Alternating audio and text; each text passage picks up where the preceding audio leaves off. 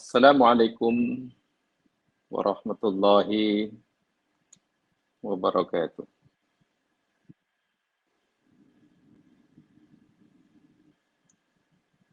Alhamdulillahi rabbil alamin wa bihi nasta'inu ala umurid dunya waddin.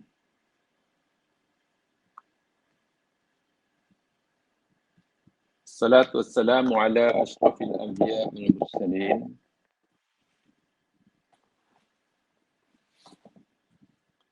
nabiyina rasulina Muhammad wa ala alihi wa ashabihi wa atba'ihi wa man ihtada bihadyihi wassanna bisunnatihi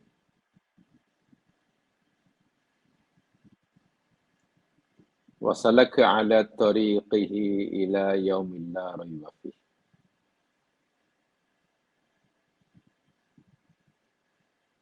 Asyhadu an la ilaha illallah wahdahu la syarika lah wa asyhadu anna Muhammadan abduhu wa rasuluh.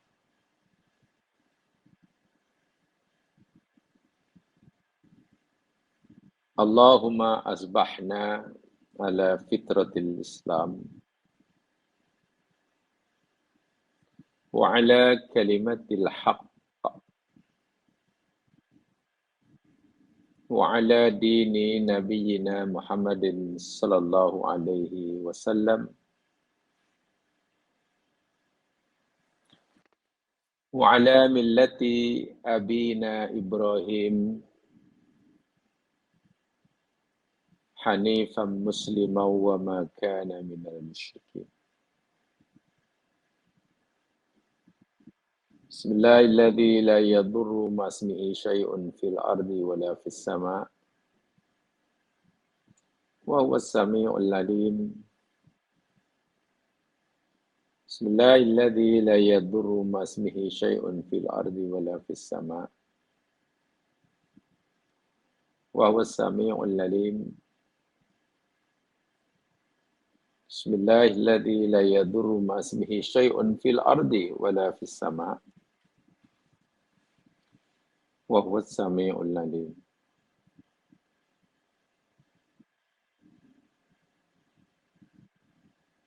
Allahumma anta rabbuna la ilaha illa anta khalaqtana nahnu ibaduk wa nahnu ala ahdika wa wa'dika mastata'na. Na'udzu bika min syarri ma sana'na. Nabu'u laka bi ni'matika 'alaina. Nabu'u bi dhunubina faghfir lana, faghfir lana, faghfir lana. Innahu la yaghfiru dhunuba illa anta. Rabbi shrah li sadri wa yassir li amri wahlul 'uqdatam min lisani yafqahu qawli. Amin ya rabbal alamin.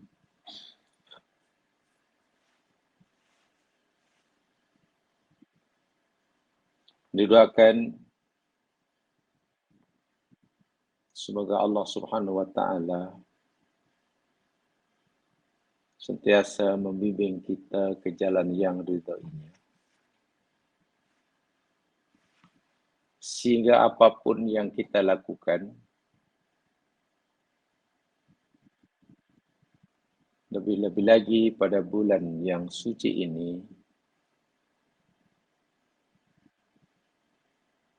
kebaikan sekecil apapun, semoga Allah menerimanya sebagai amal soleh kita.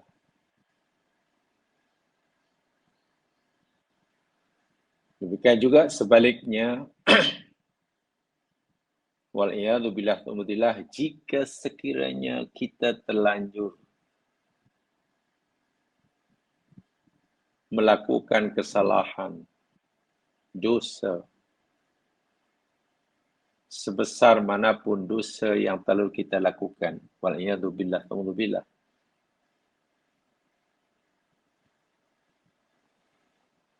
semoga Allah mengampunkan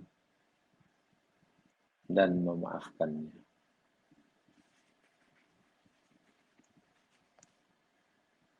Asal kita mampu menyesali perbuatan salah yang terlanjur kita lakukan.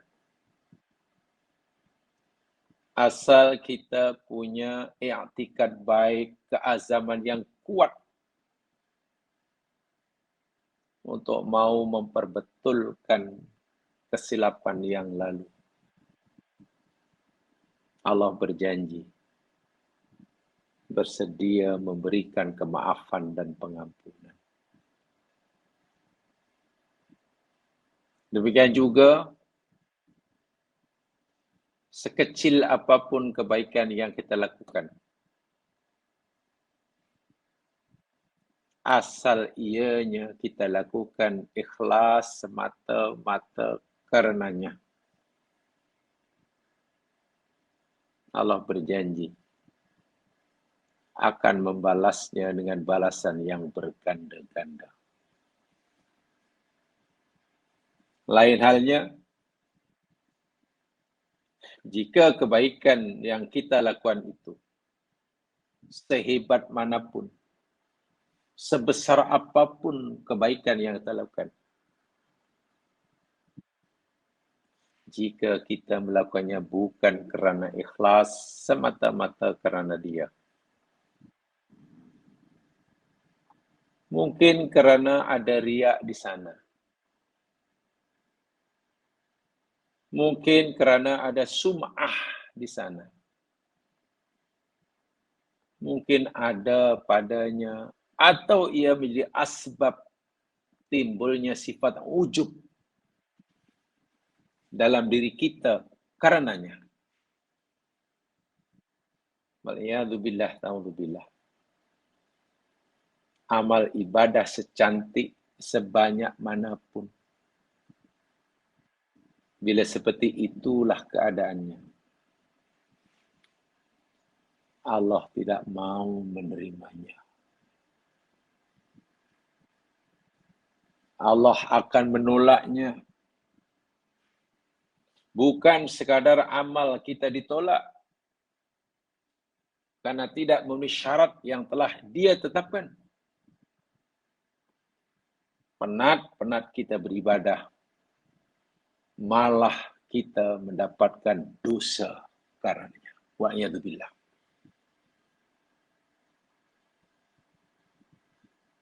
Amal ibadah yang ada padanya riya, sum'ah, mungkin menjadi asbab kita ada sifat ujub. Bukan sekadar amal itu ditolak, sia-sia, dan tidak berpahala.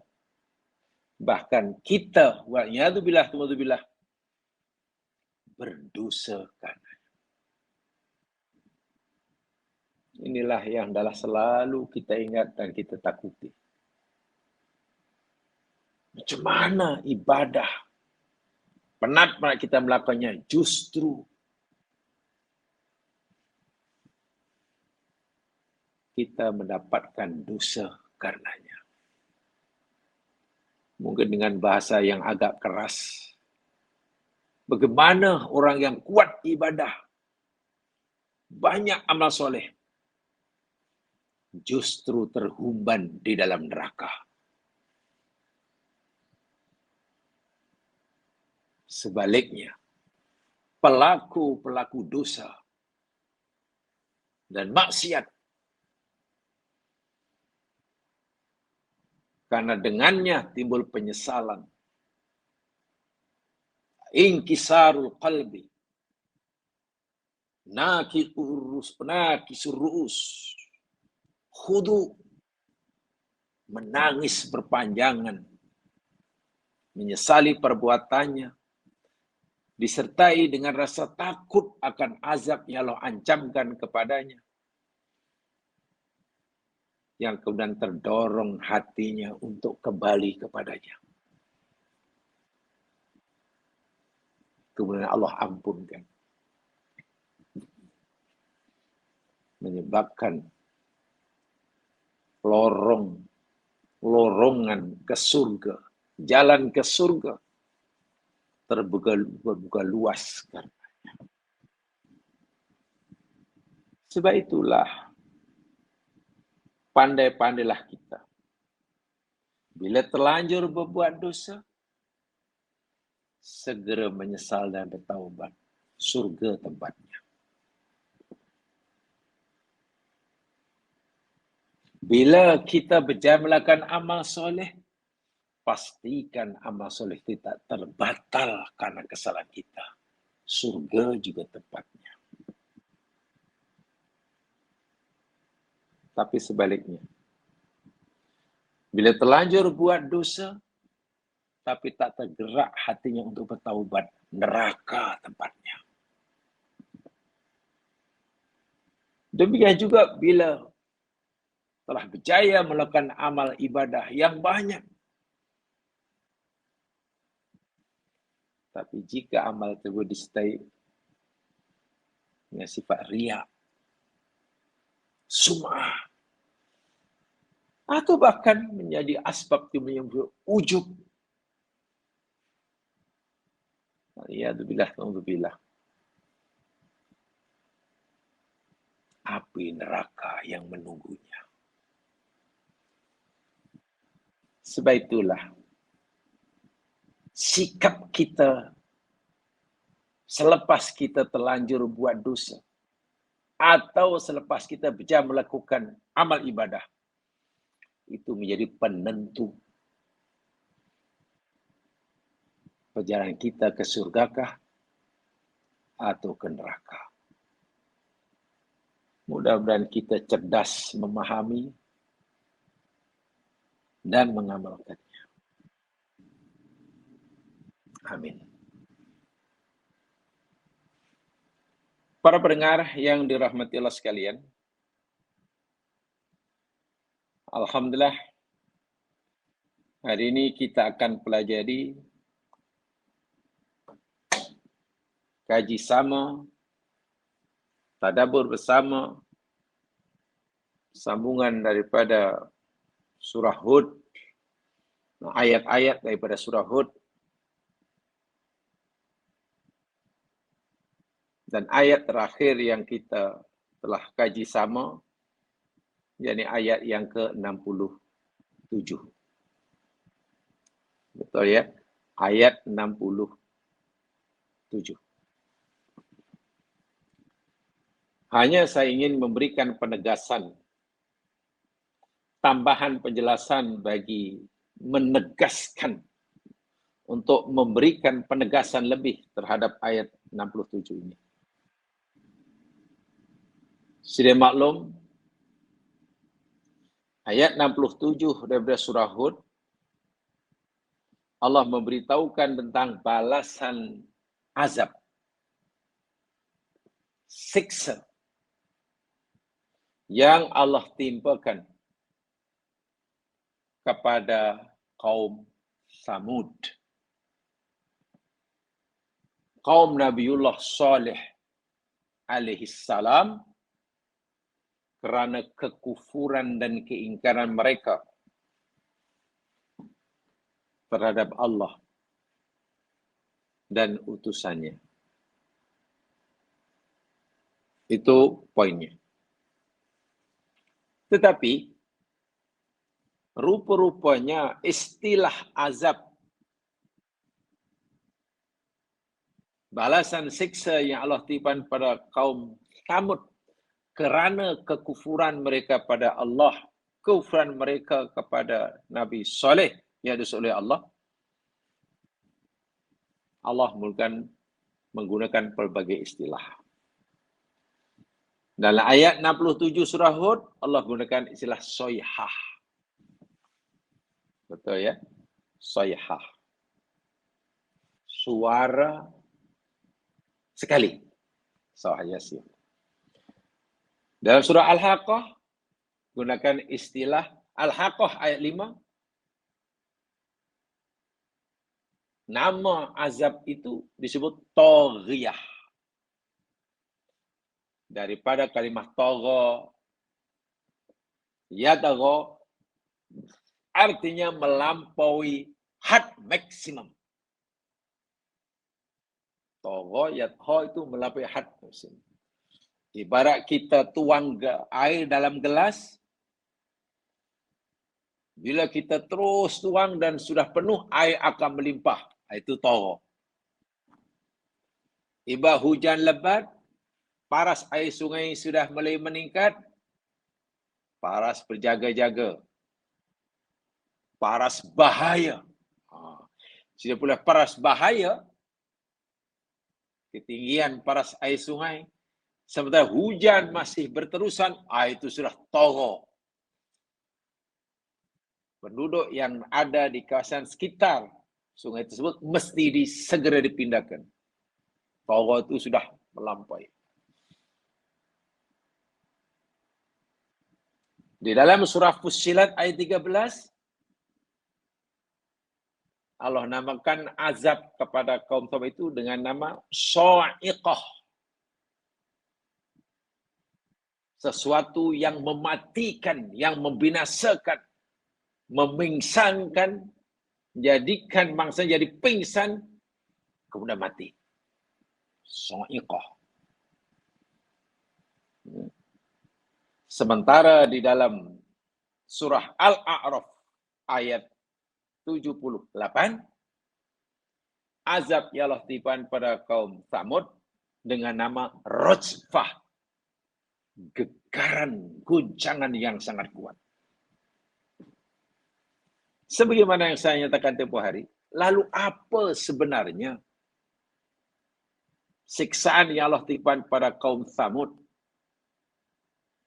akibat kekufuran dan dustaan mereka terhadap Allah dan Rasulnya? Soyhahkah, Taghiyahkah, Sha'iqahkah, atau Rajfah? Seperti mana yang saya katakan, ini merupakan sifat azab tersebut. Pertama, yakni suara sekali saja, bukan dua kali. Menunjukkan bahawa suara yang kuat itu betul-betul suara yang mematikan, yang menghancurkan. Dia tidak perlu 2-3 kali, hanya sekali. Betapa powerfulnya suara itu. Dan suara itu melebihi pada had biasa, melebihi pada had maksimum. Saya yakin jamaah sekalian lebih tahu daripada kita, kan manusia ini boleh mendengar suara, jadi ada karena adanya gelombang audiosonik. Bila gelombangnya, getarannya terlalu rendah, kita tak dapat mendengar. Terlalu tinggi pun kita tak mampu dengar, bahkan rusak alat pendengaran kita. Ya. Adalah ukuran-ukuran frekuensi suara yang kita mampu mendengarnya dan kita tidak mampu mendengarnya. Ada banyak istilah tentang suara, gelombang suara ini. Audiosonik, ada namanya infrasonik. Infrasonik, jadi gelombang suara yang memiliki frekuensi yang di bawah gelombang yang kita dapat dengar. Contoh suara gempa bumi. Itu kita tak dapat dengar dengan telinga kita. Yang kita dengar itu runtuhnya bangunan akibat gempa bumi. Gempa bumi itu ada suara, ada getaran. Sebab itu kan boleh dibaca itu dalam sistem seismograf. Ada gelombang suara dipanggil audiosonik. Ada ultrasonik yang boleh diukur dengan desibel berapa. Nah, suara yang sekali ini melebihi pada had maksimum, sangat tinggi. Sehingga bukan sekadar merusakkan pendengaran, bahkan boleh menghancurkan, memisahkan, mencerai-beraikan sel-sel yang ada dalam tubuh seseorang. Toghiyah namanya. Suara melampaui batas hingga ibarat yang saya katakan exhaust. Apa namanya? Kapal terbang. Concorde yang terlalu kuat. Terbang sangat rendah. Lubang ketara suara hingga memecahkan, meranapkan bangunan-bangunan yang berdinding cermin dan kaca. Itu kan terlalu kuat. Lebih ditingkatkan lagi. Bukan kaca yang pecah. Alat pendengaran yang rusak. Bila tingkatkan lebih kuat lagi. Karena toghiyah. Kepala mungkin yang pecah. Tubuh badan yang berkecai. Itu namanya toghiyah. Dan kesannya so'ikoh. Sawa'ik. So'ikoh itu daripada jadikan pertama pingsan. Hancur berkecai. Dan akibat suara yang kuat itu menimbulkan gegaran, getaran, goncangan yang sangat dahsyat. Namanya rajfah. Semuanya kaitan dengan energi suara. Energi suara. Jadi Allah hancurkan kaum Tsamud ini rupa-rupanya dengan makhluk ciptaan Allah namanya suara. Suara boleh dijadikan oleh Allah sebagai wasilah, sebagai alat untuk menghancur leburkan siapa yang ia kehendaki. Subhanallah. Inilah yang masalah yang kalau kita buat kajian lebih, kita mengenal ada istilah as-sunnah al-ilahiyah. As-sunnatul ilahiyatu fil khalqi wat tadbir.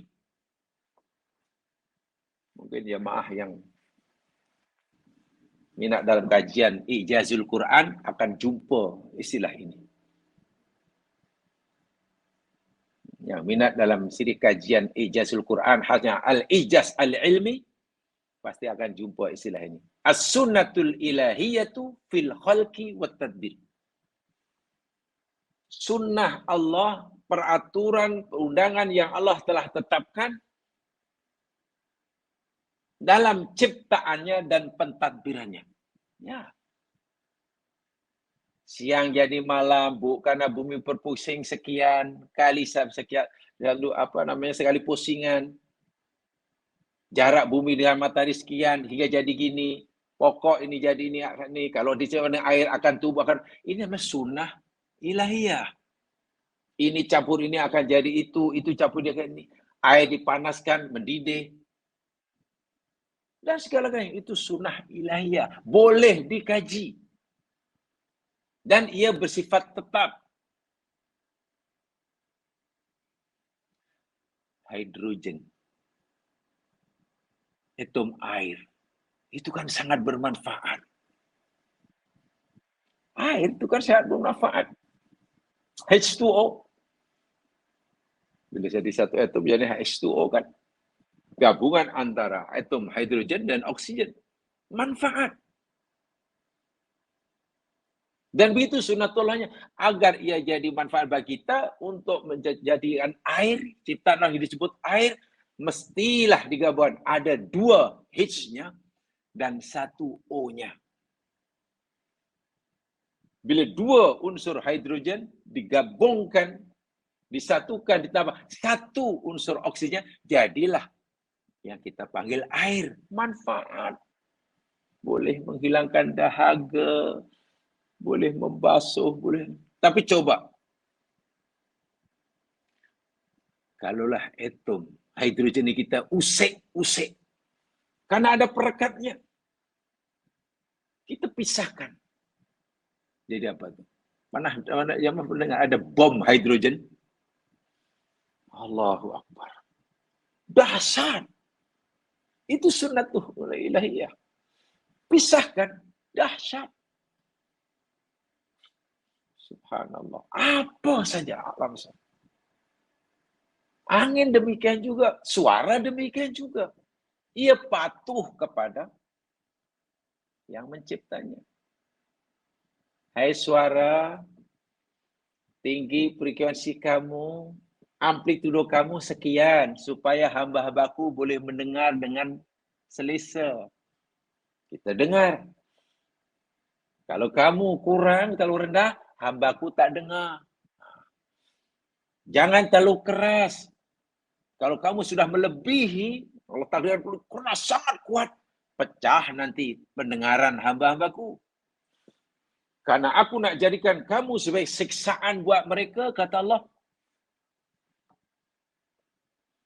tingkatkan lagi frekuensi kamu dan juga amplitudo kamu. Pecah kita. Itu semua di bawah arahan Allah. Itu sunnah al-ilahiyah fil khalqi wat tadbir. Tenang bagi Allah. Segala-galanya boleh menjadikan nikmat, juga sekaligus boleh jadi azab. Terpulang pada Allah. Air. Ia nikmat bagi kita. Tapi air yang sama boleh menjadi azab dan bencana bagi kita jika Allah menghendaki. Angin, nikmat bagi kita. Bila Allah hembuskan, Allah arahkan angin, berhembuslah. Dengan kadar kelajuan sekian. Wah, senang hidup kita. Pokok jadi berbuah. Karena kawin. Salah satu fungsi angin kan jadi juru nikah. Tumbuh-tumbuhan. Lawakih dalam Quran. Tapi Allah kata, angin, karena aku nak jadikan kamu sebagai bencana azabku kepada mereka yang menderaka kepada aku, bergeraklah kamu, berhembuslah kamu, bertiuplah kamu dengan kelajuan yang sekian ratus kilometer sejam. Ranap kita.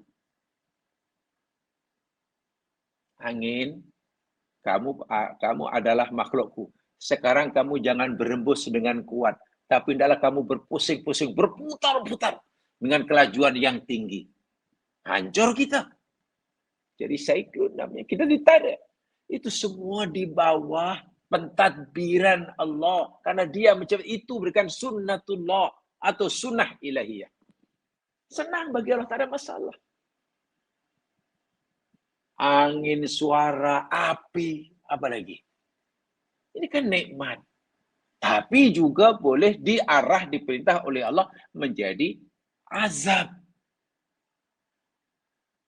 Jika Allah menghendakinya. Karena semua itu di bawah pentadbiran Allah Subhanahu wa taala. Nah, masalahnya bila nikmat-nikmat ini, angin nikmat, suara nikmat, air nikmat, api nikmat, apa sajalah.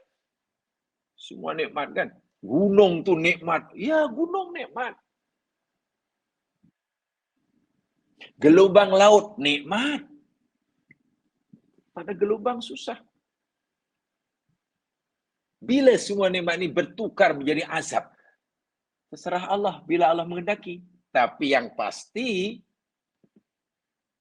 nikmat-nikmat ini Allah akan tukar menjadi asbab, wasilah azab, jika ada sebabnya. Sebabnya apa? Sebabnya yakni dosa. Sehingga la syakka anna dzunub min asbabil masaib. Tidak diragukan lagi bahwasanya dosa-dosa itu adalah sebagian daripada asbab musibah, bencana, azab. Tetapi tidak ada dalam nas syarak yang menunjukkan bahwa musibah itu tidak berlaku kecuali dengan dosa. Saya ulangi ya, ini agak penting, bahasanya agak. Saya ulangi, tidak syak, tidak diragukan bahwasanya dosa sebagian daripada sebab berlakunya musibah, bencana, siksa. Tuh, tidak syak lagi. Tetapi di dalam syarak tidak ada nas yang menunjukkan bahwa musibah itu tidak berlaku kecuali dengan sebab dosa. Artinya boleh jadi musibah berlaku tanpa sebab adanya dosa yang dilakukan oleh kita. Itulah. Tapi dosa menjadi asbab berlakunya musibah, iya. Berlakunya musibah pasti karena dosa? Juga tidak. Faham ya? Jadi jangan salah faham. Saya ulangi sekali. Dosa menjadi asbab berlakunya musibah. Betul. Betul. Tetapi terjadinya musibah tidak semestinya karena dosa. Itu kalau kita gunakan bahasa musibah ya. Karena kematian pun musibah. Allah menyatakan fa'asobatkum musibatul maut. Lalu menimpa kamu musibah kematian. Kematian itu Allah kata musibah. Dan kematian menimpa siapa saja yang hidup. Orang mukmin ke, orang kafir ke, para nabi pun mati. Kalau begitu apakah para nabi mati karena dosanya? Kematian itu musibah. Kalau kematian itu musibah, dan jika musibah itu katakanlah mesti berlaku karena dosa, apakah nabi yang mati pun karena dosanya? Tidak. Faham ya maksud saya? Jadi saya ulangi, dosa, bahwa dosa sebagai penyebab dengan musibah, iya, kita yakin. Tetapi dalam syarak, tidak ada nas yang menunjukkan bahwa berlakunya musibah itu pasti karena dosa. Tidak. Itu kalau kita gunakan musibah. Sebab musibah ini istilah yang lebih umum daripada istilah uqubah. Uqubah. Uqubah itu siksaan. Musibah belum tentu siksaan. Walaupun dalam penggunaan sehari-hari, biasanya bila sebut musibah, itu berkonotasi negatif lah. Tapi dalam Al-Quran, musibah tidak semestinya ia sesuatu yang tidak baik atau bencana.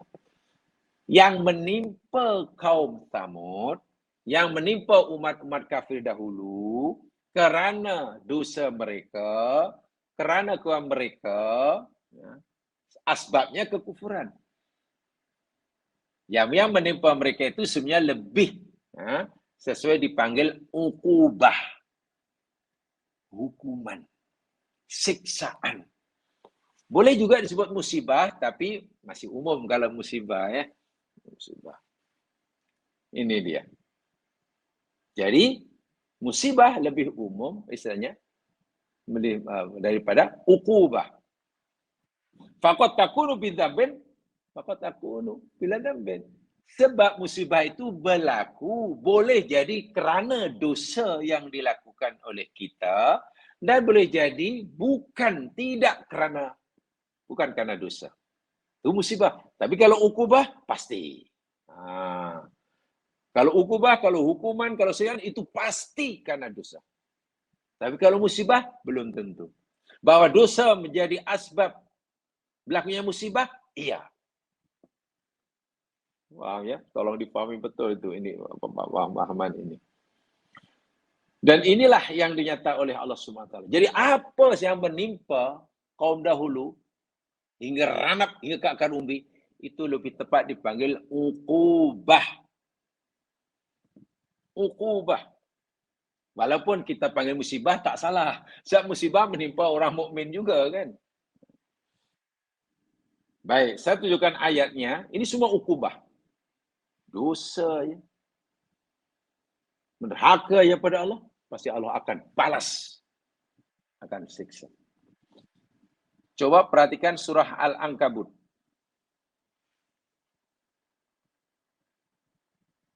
Ayat 40.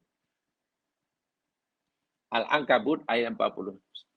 Saya merasa perlu menyampaikan ini sebab nanti ada perkara yang sangat penting untuk kita untuk kita kaji. Surah Al-Ankabut ayat 40.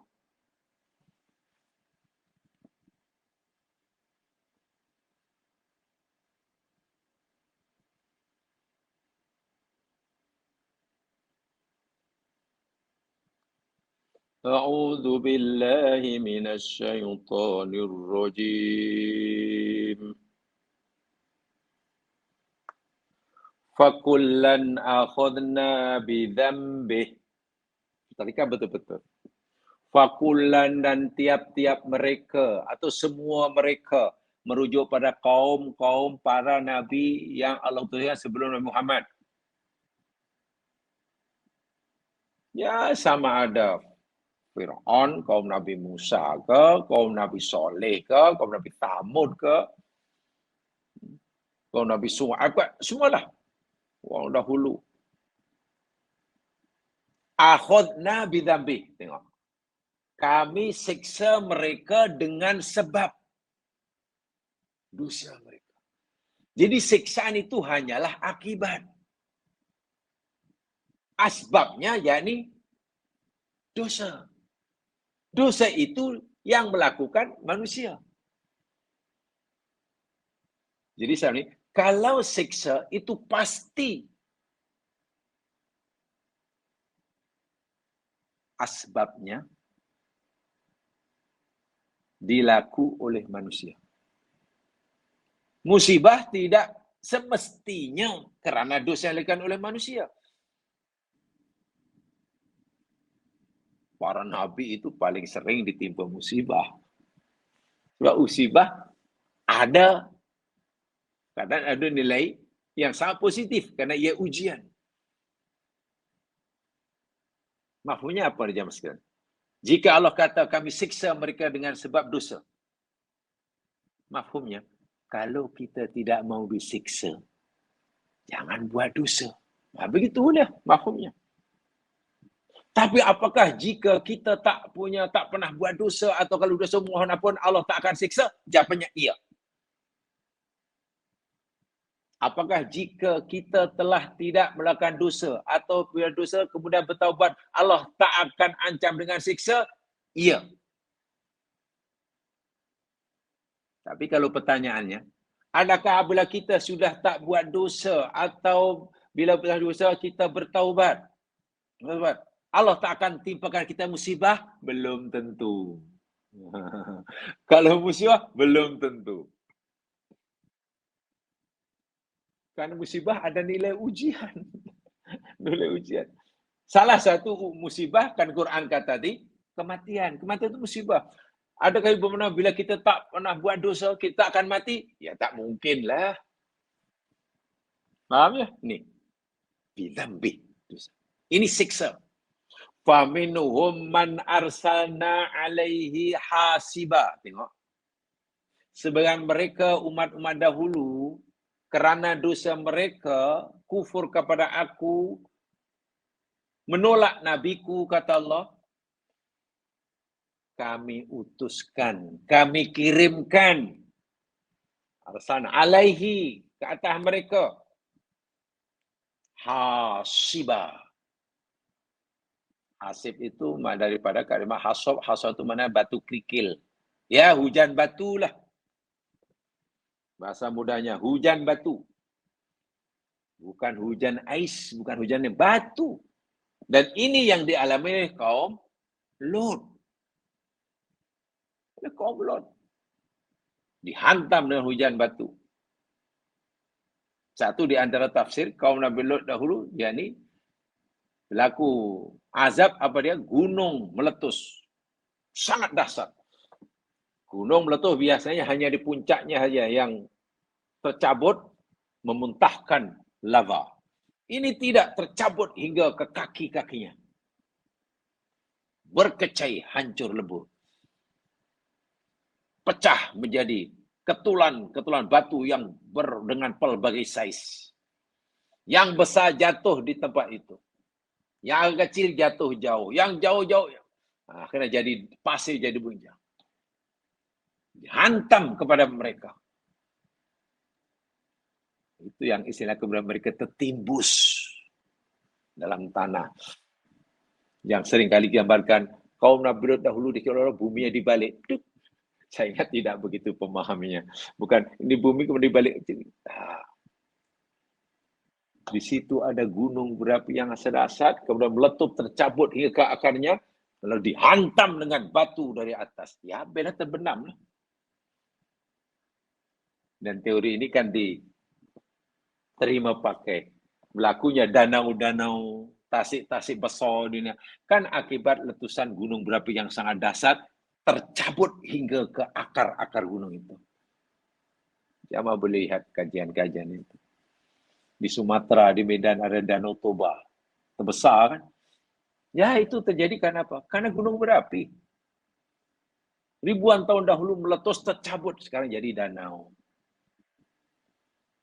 Di bawah, di dasar Danau Toba, Tobalik ini, masih ada anak gunung berapi itu. Dan masih aktif. Pakar-pakar geologi telah mengandaikan sekian ratus tahun lagi. Mungkin anak gunung di Danau Toba di dasarnya itu aktif dan akan meletus. Bila meletus, lenyap peta Sumatera dari muka bumi.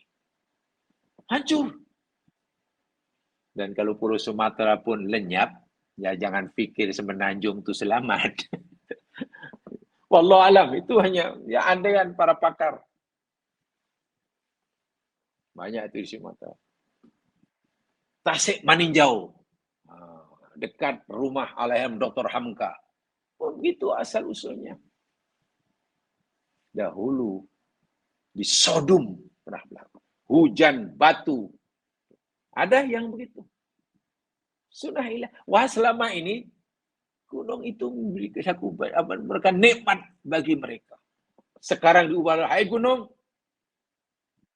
aku jadikan kamu sebagai sarana azab buat mereka. Wa minhum man akhadathu sayhah.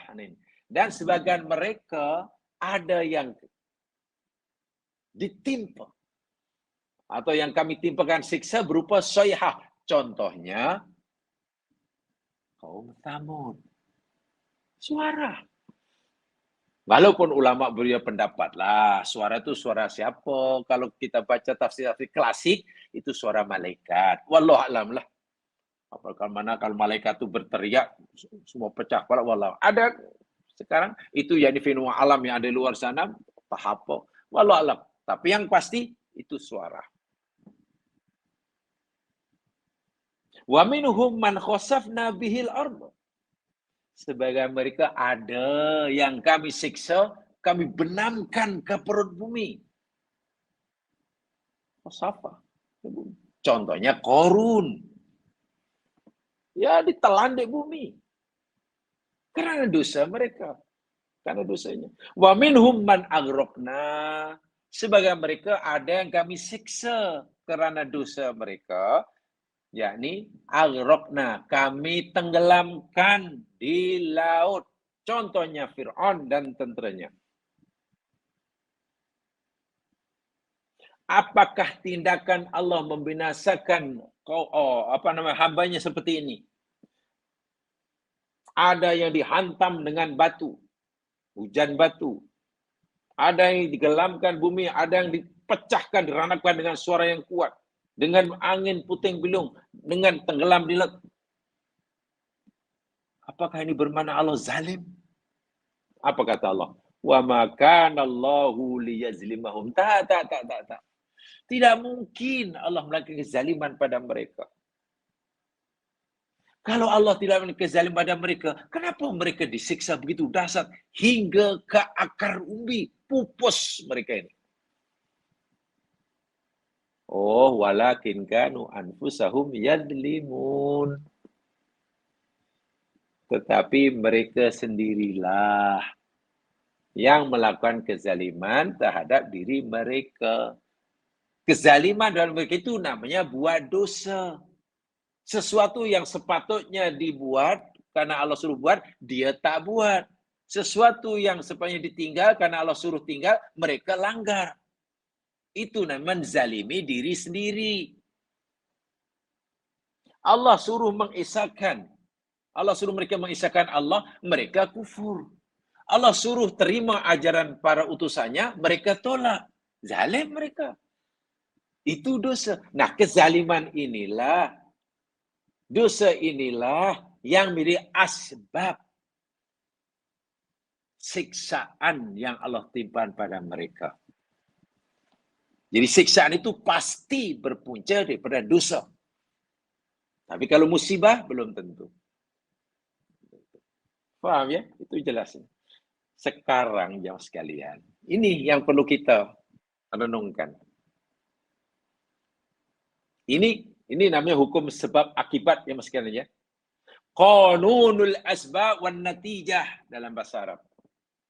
Qanunul asbab wan natijah. Hukum sebab dan akibat. Cause and effect. Hukum kausalitas bahasa saya. Kausalitas. Causality. Ada asbab, ada akibat. Bila kita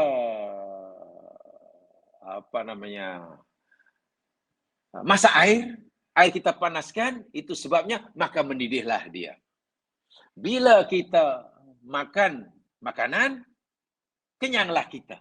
Nah, itu namanya kausalitas, asbab dan natijah. Ini demikian juga. Kerana ada asbab namanya dosa, maka akan ada akibat namanya siksaan, berupa bencana alam. Kita panggil bencana alam lah. Angin puting-puting beliung, gunung berapi meletup, banjir besar, kan bencana alam. Nah, untuk memahami yang seperti ini memang tidak mudah. Kalau antara sebab dengan akibat ini, seperti ini, tidak mudah. Tapi kalau antara sebab dan akibat ini erat hubungannya, contoh, kerana kita melakukan kesalahan, tebang semua jenis pokok, rata semua jenis bukit, campak sampah merata-rata umpamanya. Sehingga parit sungai bukan semakin sempit tapi makin cetek. Karena tidak ada pokok, tidak ada bukit, sehingga hujan menjadi jarang-jarang.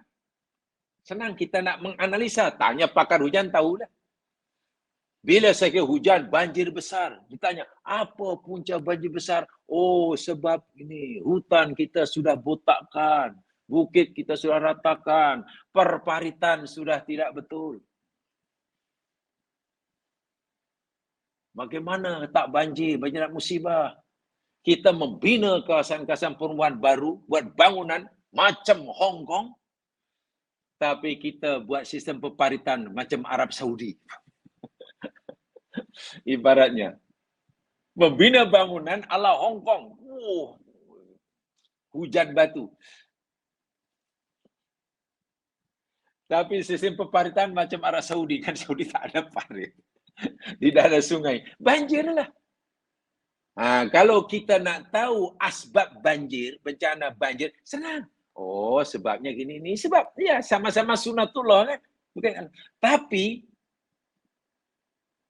macam mana kita nak memahami apa hubung kait antara dosa, menolak ajaran Allah, syirik kepada Allah, mendustakan Nabi, katalah.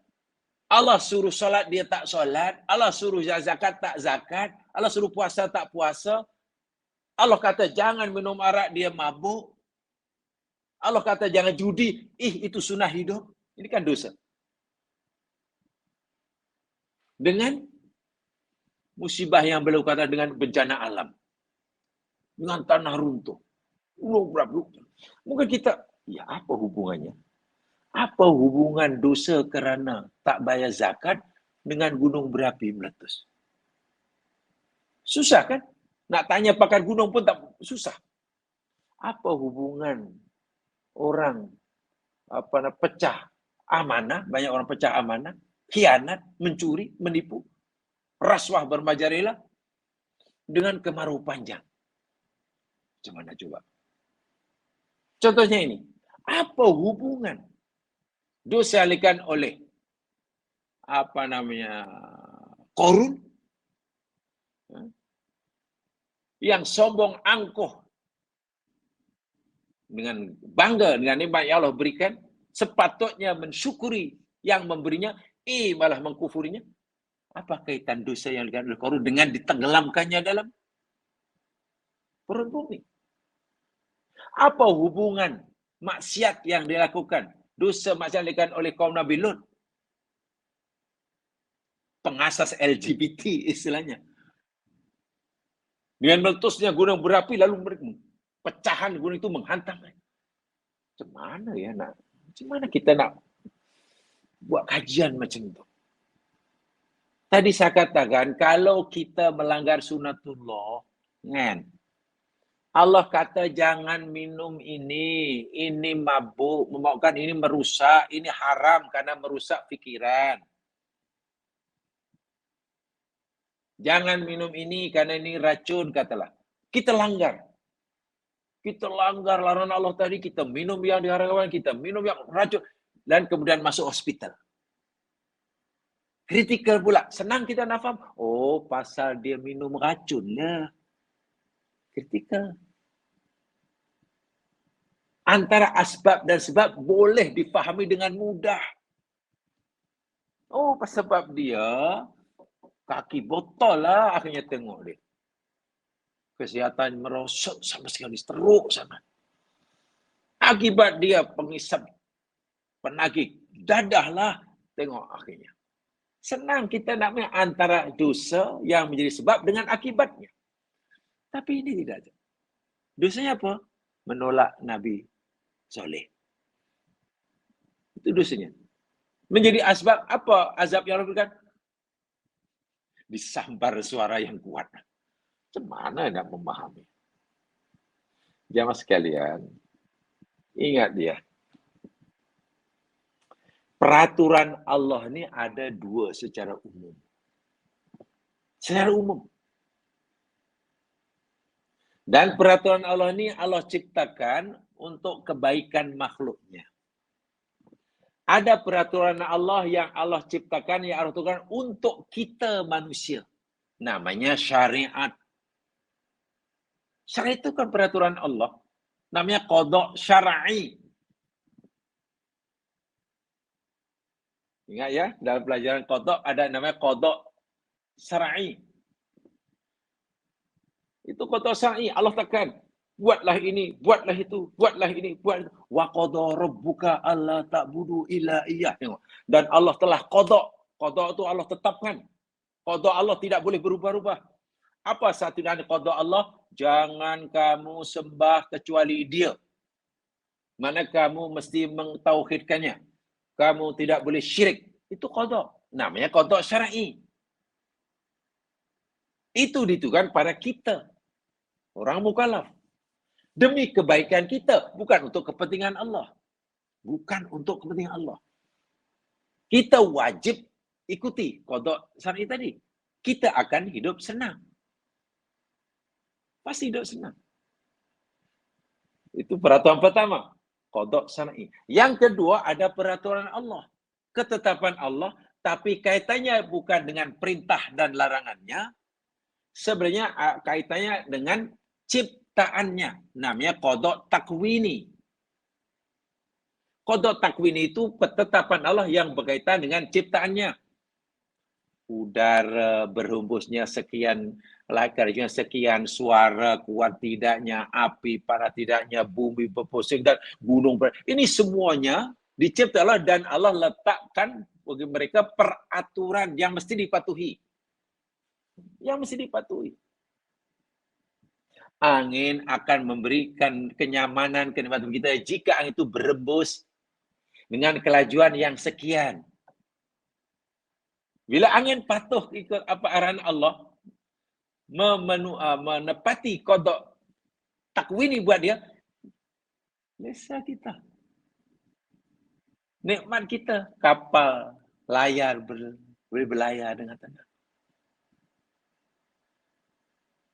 Sebagaimana kita, bila kita melanggar kodok tasri'i, hancur kita.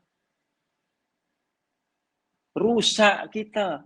Ketika manusia melanggar kodok tasri'i, Allah akan perintahkan alam ciptaannya tidak lagi mematuhi kodok takwini yang selama ini dia patuhi. Ya.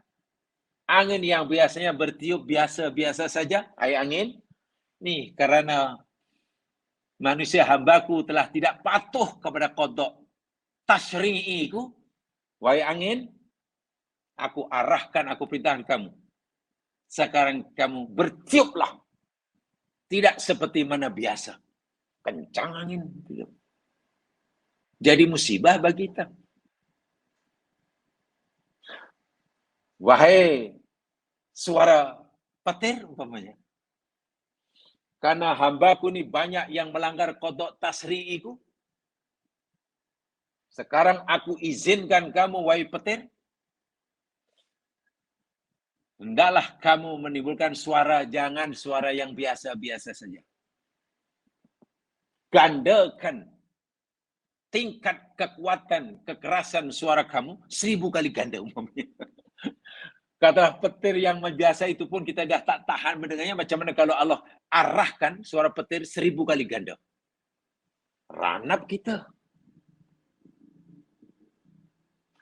Wahai kilat, karena hambaku penghuni bumi ini sudah tidak patuh pada kodok tasyri'iku, wahai kilat, aku arahkan, aku perintahkan kamu. Karena mereka hamba Allah. Mesti tunduk di bawah pentadbiran Allah. Kalau selama ini kamu hanya memancarkan kilauan cahayamu hanya 1-2 second saja, maka aku perintahkan kamu, kamu mesti memancarkan kilauan cahaya kamu kepada kilat nih. Bukan 2 second, tapi 2 jam. Coba apa yang berlaku? Jika pancaran terang kilat itu selama 2 jam.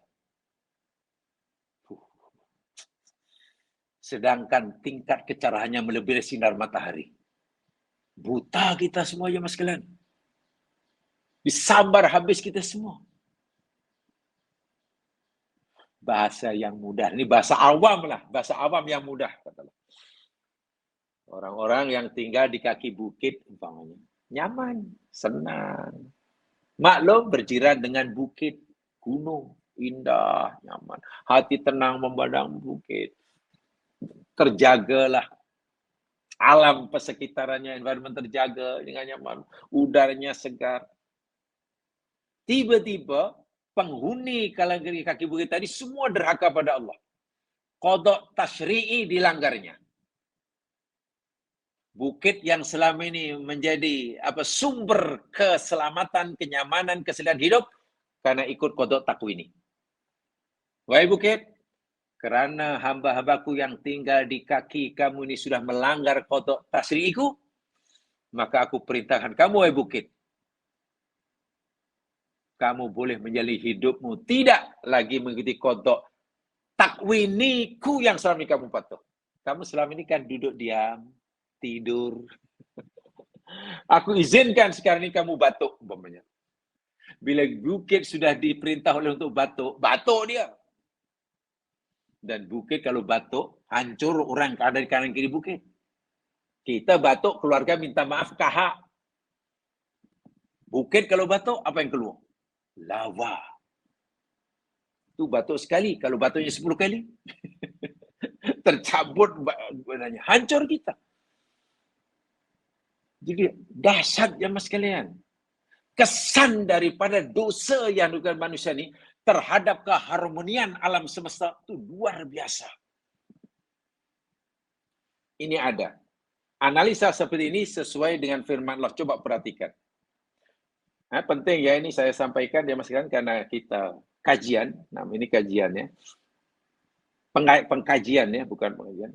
Coba jamaah lihat di dalam surah Maryam ini. Quran memberikan kita garis panduan dan kita disuruh mengkajinya tentunya ya. Lihat firman Allah Subhanahu wa taala dalam surah Maryam.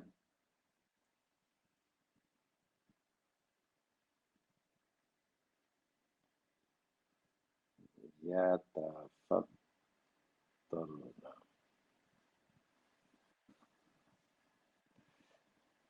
Surah Maryam ayat 90. Surah yang ke-19.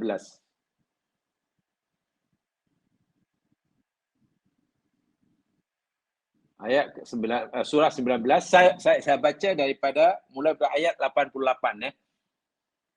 Supaya kita dapat gambaran yang jelas. Saya baca pada ayat 88.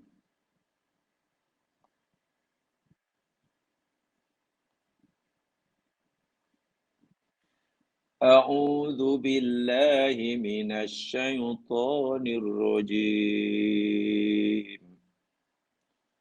Wa qalu ittakhadhar rahmanu walada. Dan mereka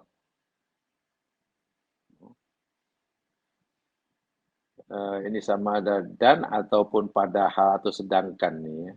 Coba ada kaitan dengan ayat sebelumnya. Dan mereka orang-orang musyrik.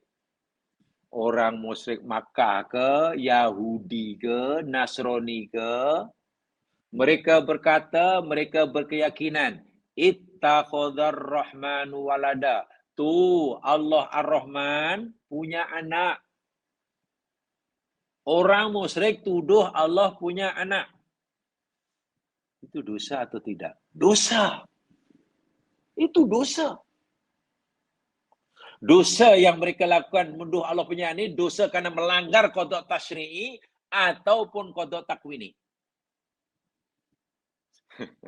Sayang saya tidak mendengar jawab suara jawab sekalian. Tapi saya tolong dijawab ya.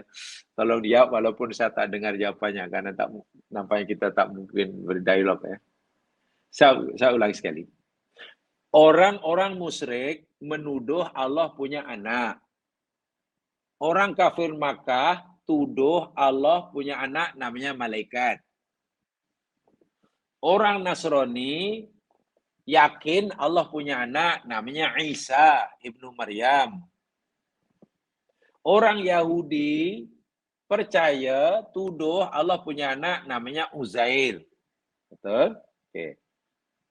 Menuduh Allah, berkeyakinan Allah punya anak, itu dosa atau tidak? Dosa. Ya, itu dosa. Pertanyaan, menuduh Allah punya anak itu pelanggaran terhadap qada tasyri'i atau qada takwini? Oke, qada tasyri'i, betul? Mereka itu melakukan pelanggaran terhadap qada tasyri'i. Jadi dosanya berkaitan dengan melanggar qada tasyri'i. Tapi tengok kesannya apa? Laqad ji'tum syai'an idda. Allah kata, sungguh kamu telah melakukan sesuatu yang sangat-sangat keji. Mungkar, dahsyat kejiannya. Tuduh Allah punya anak. Pasal ada manusia meyakini Allah punya anak. Gara-gara ada manusia yang kerdil dan jahil menuduh Allah punya anak, melanggar qada tasyri'i. Apa? Ini sebab. Apa akibatnya? Apa akibatnya? Jika ada orang tuduh Allah punya anak, maknanya melanggar qada tasyri'i, akibatnya dalam ayat 90. Takadus samawatu yatafattarna minhu. Takadu hampir-hampir as-samawatu, beberapa langit. Yatafattorna, pecah, berderai, berkecai. Minhu, karenanya. Min itu min sababiyah namanya. Kerana ada orang menuduh Allah punya anak, langit ciptaan Allah hampir-hampir pecah karenanya. Watan syakul ardu, bumi terbelah. Itu kesan. Itu akibat. Watakhirrul jibalu hadda.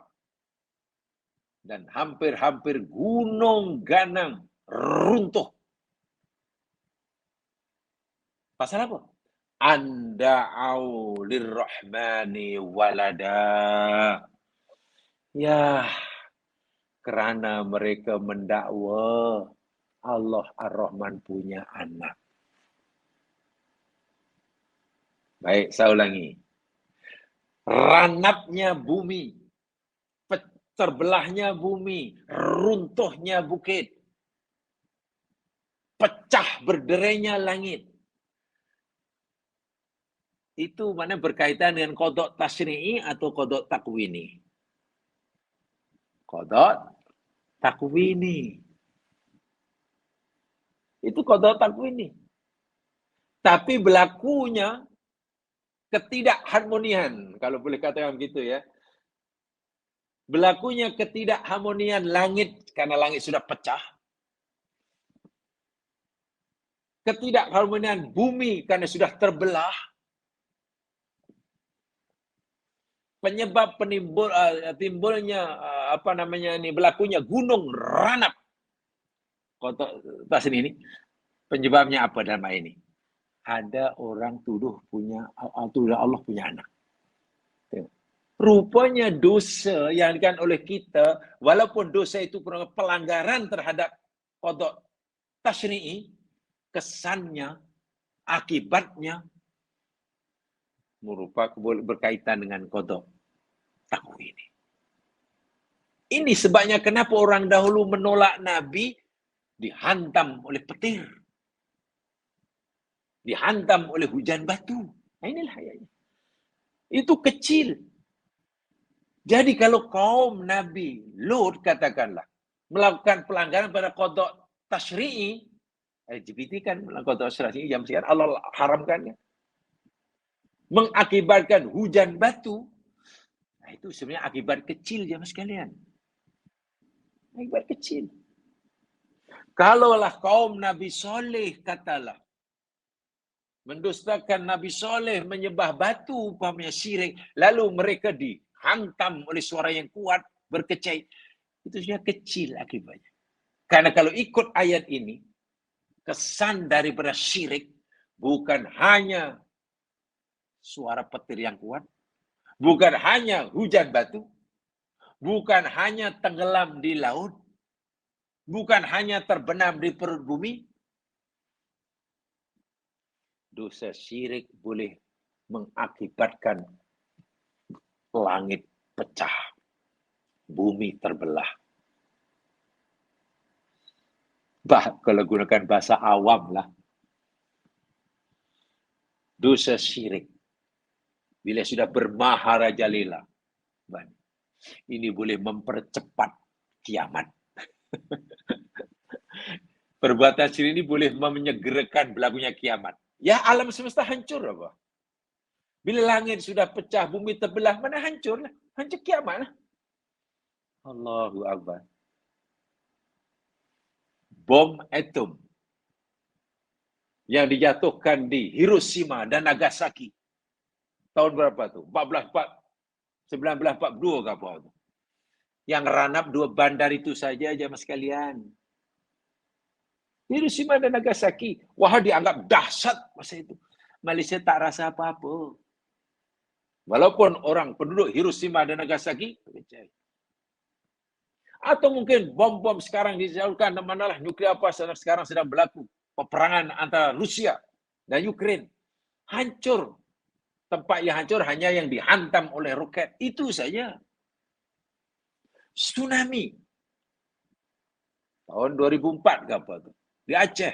Ranap bandar Aceh. Rata. Hinggalah ke Malaysia.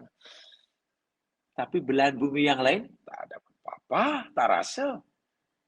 Hurricane yang melanda Amerika Serikat. Berkecil, hancur, ranap. Bangunan, orang mati. Orang Kuala Lumpur tenang-tenang saja. Tak rasa apa-apa. Walaupun itu dahsyat. Tapi sedahsyat-dahsyat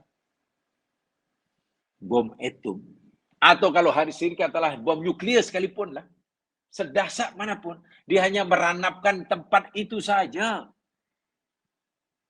Sebaliknya, jika dosa syirik yang dilakukan oleh manusia, dan syirik ini pelakunya manusia,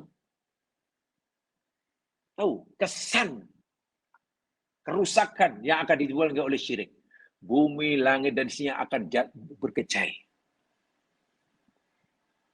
Bermakna kesan buruk syirik itu jauh lebih dahsyat daripada kerusakan yang ditimbulkan akibat bom nuklear. Ini. Jadi kalau orang kaum Nabi Lut hanya dihantam oleh hujan batu, itu kecil.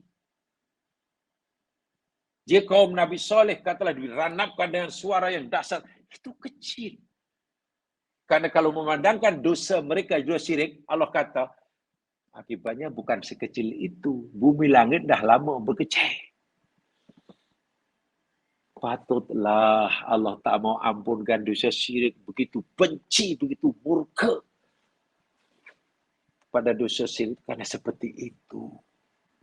Dan ini bukan dosa syirik saja, dosa tak solat, dosa tak berzakat, dosa menipu, dosa macam-macam lah. Dosa berderhaka pada mak bapak, dosa tidak adil, dosa khianat, dosa itu berakibat buruk terhadap keharmonian alam semesta. Kalau saya menggunakan bahasa dahulu, bahasa anak muda, semakin banyak maksiat bermaharaja di muka bumi, alam dan isinya semakin tidak mesra untuk kita huni. Percayalah, bila bumi terasa tidak semesra semalam, itu berpunca dari perangai penghuninya. Bila kita ingin dunia bumi ini selesa setiap memberikan keberkatan, anginnya berbarokah, hujannya berbarokah, lautnya ada membawa berkat, petirnya berberkat, semua tanamnya berkat, semua berkatlah, gunungnya berkat, matanya berkat. Ya kita mesti berusaha tinggalkan maksiat. Jangan melanggar qada tasyri'. Itu kunci dia. Jadi sebenarnya formula dia sangat mudah. Sangat mudah. Bagaimana kalau kita sudah tidak tapi orang lain, ini kita tidak boleh hanya mikir diri. Yang penting saya tak buat, tak boleh. Bila kita tengok orang lain maksiat, kita berusaha untuk betulkannya. Saya itu para nabi tak akan berhenti lah, tak akan duduk diam lah tengok umatnya selagi Allah belum menyuruhnya berhenti, lagi tak akan berhenti. Nabi Nuh berapa tahun? Allah, ratusan tahun. Karena tidak cukup, yang penting kita tak buat, tak boleh. Wajib hukumnya setiap orang mukmin mengingkari maksiat. Wajib hukumnya. Sama ada mengingkari dengan hati, dan itu iman yang paling lemah. Kalau kita ingin punya iman yang lebih kuat sikit, mengingkari dengan nasihat. Kalau kita punya iman yang paling kuat, ingkari dengan tenaga, dengan kuasa, dengan tindakan. Kan begitu. Sebab yang masih dalam hadis yang dikatakan oleh Abu Daud, dan hadis ini dinilai sahih oleh Nasir Albani dalam Sahihut Targhib, bersumber daripada sahabat Abi Bakrin As-Siddiq radhiyallahu anhu. Nabi SAW bersabda, "Ma min qaumin yu'malu fihim bil ma'asi thumma yaqdiruna ayyughayyiru thumma la yughayyiru ala yushaku aya'ummahumullahu minhu bi'iqab. Hadis sahih dalam Sunan Abu Daud dan juga disahih oleh Nasir Albani dalam Sahihul Targhib. Apa artinya? Baginda Nabi SAW bersabda, tidaklah maksiat dilakukan, tidaklah berlaku maksiat pada suatu kaum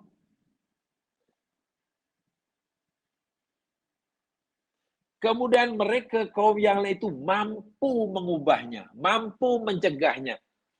Thumma, kemudian la yughayyiru, tapi mereka tak mau mengubahnya. Ada maksiat berlaku di satu daerah, di negeri, di tempat kita. Sementara kita mampu mengubahnya, mencegahnya. Ada kemampuan. Malangnya kita tak mau mengubahnya. Inilah maksudnya. Kita biarkan, yang penting saya tak buat. Yang penting saya tak buat. Apa amaran Nabi? Ala yushaku aya ummahullahu minhu bihim. Melainkan Allah akan ratakan azab itu terhadap mereka. Maknanya maksiat, jenayah yang melanggar qada tasri' tadi yang akan berakibat dengan azab yang kaitan dengan qada takwini.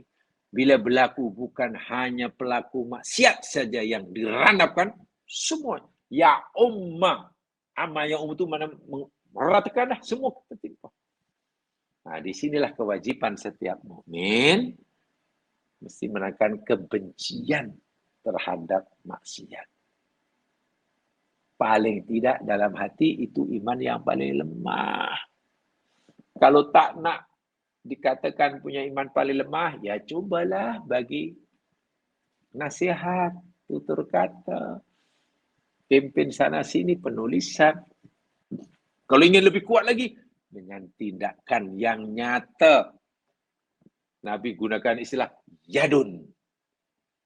Tak mampu dengan yadun, lisanun. Tahu dengan lisanun, ya hati lah. Tapi hati itu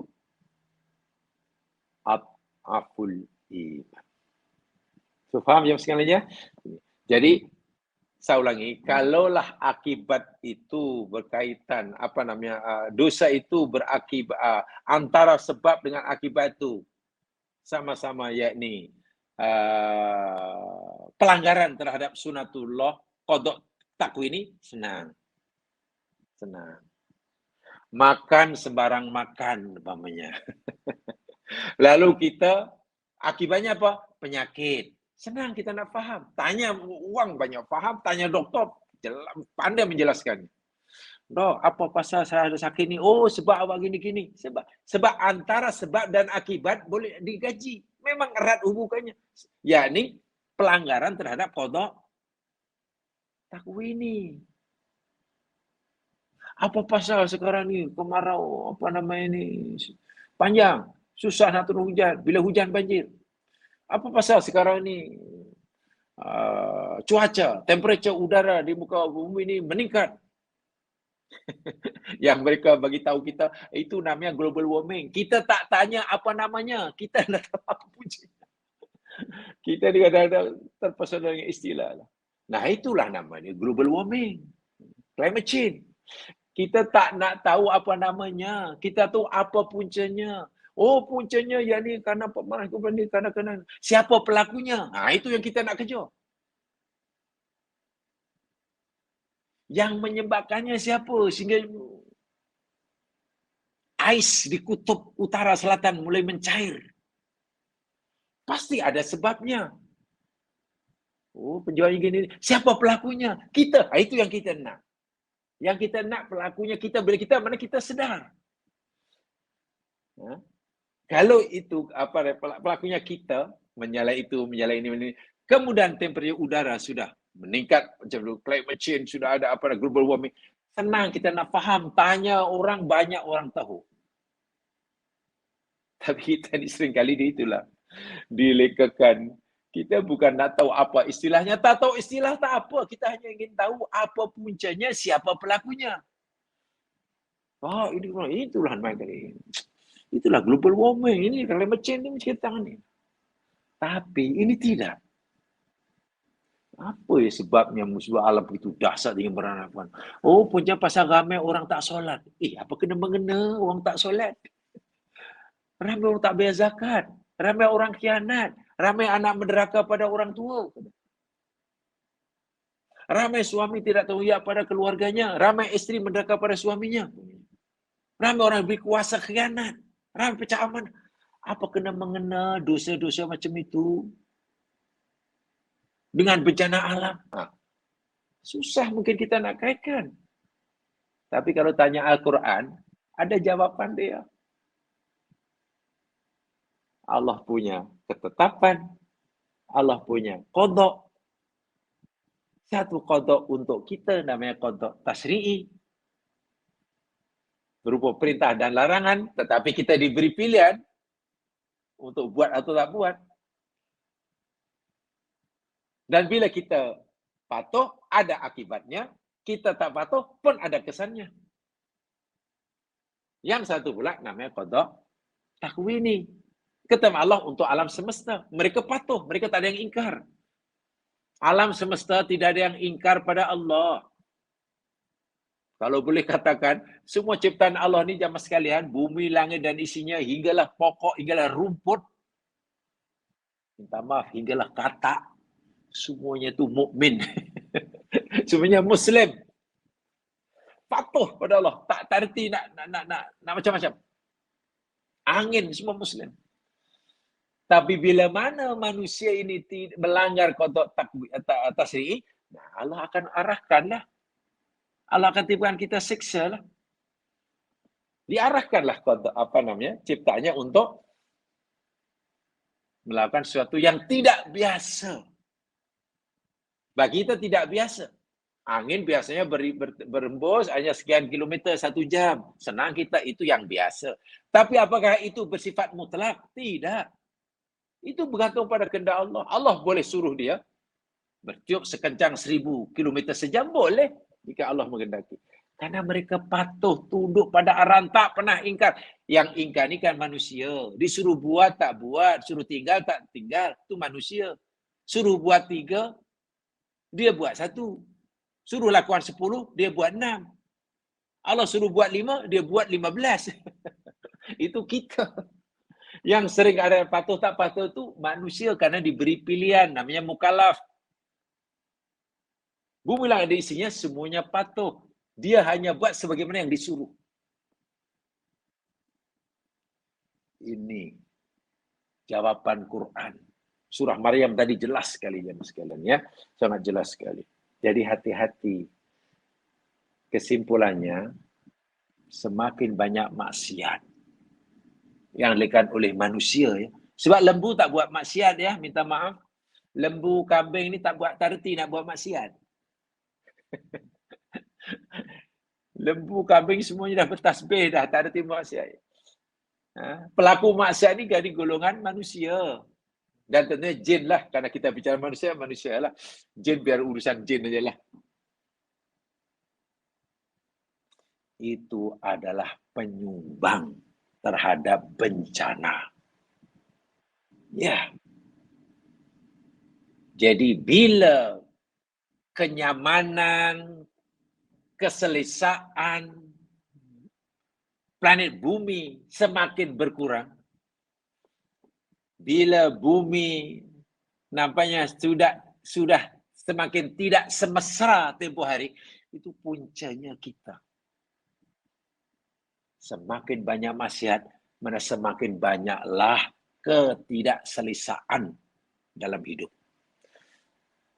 Ya, ketidakselesaan itu boleh jadi bencana, boleh jadi apalah, penyakit, boleh jadi apa sajalah. Sebab, tadi sudah saya katakan ya, bila dosa itu menjadi asbab.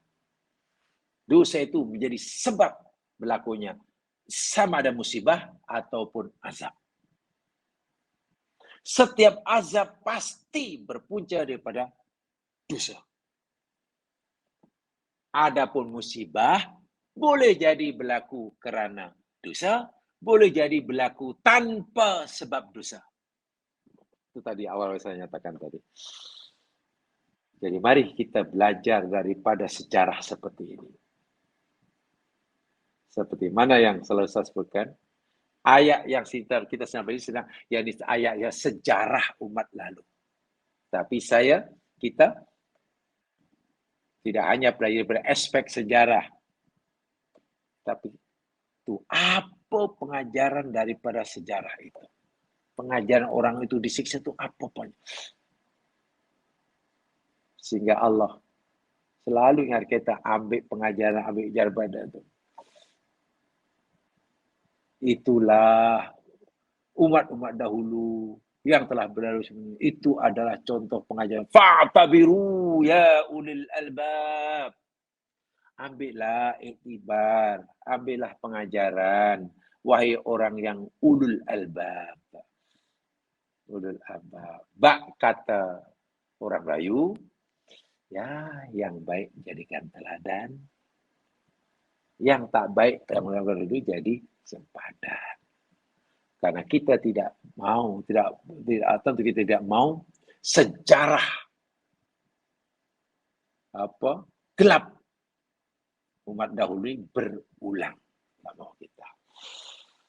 Kita tidak mau diperlakukan oleh Allah sebagaimana Allah perlakukan umat-umat yang Allah binasakan. Bila kita tidak mau diperlakukan oleh Allah sebagaimana Allah perlakukan umat-umat dahulu ini, ya kita jangan melakukan perbuatan yang sama lah sebagaimana jika kita melakukan sebagaimana sebab dikatakan oleh mereka, ya nanti Allah akan perlakuan kita sama sebagaimana Allah melakukan orang-orang dahulu. Waliyadzubillah. Mudah-mudahan memberi manfaat. Kurang lebih dimaafkan.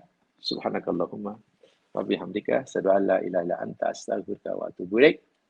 A'udzu minasyaitonir rajim. Innal insana lafi khusr illa alladziina aamanu wa 'amilus shalihaat tawassaw bil haqq wa tawassaw bis sabr. Assalamualaikum warahmatullahi wabarakatuh.